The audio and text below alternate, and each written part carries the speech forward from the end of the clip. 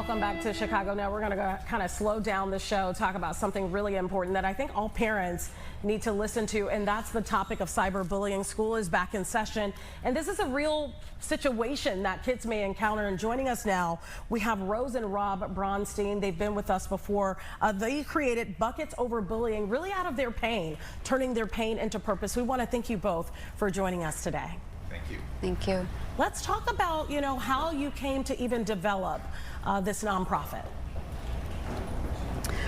Well, back in January of 2022, we lost our son Nate to suicide after he was viciously cyberbullied by certain basketball players and students at the Latin School of Chicago.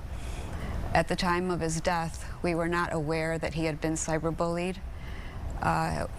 We did not find out until 2 weeks after we had lost him that he had experienced cyberbullying.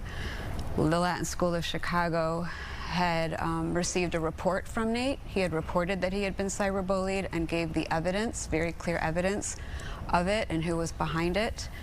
They minimized his report, and they deliberately chose not to notify us after he reported.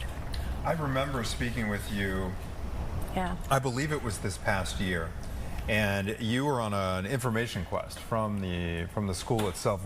Get us updated on that. Has the Latin School been more forthcoming with any of the information that you all have been seeking?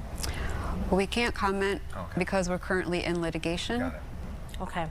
One thing that I noticed talking to you, and I've spoken with, because you're a victim, right?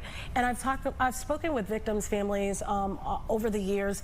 And this is raw. This is real emotion. This is something that you'll never forget. You can't replace Nate.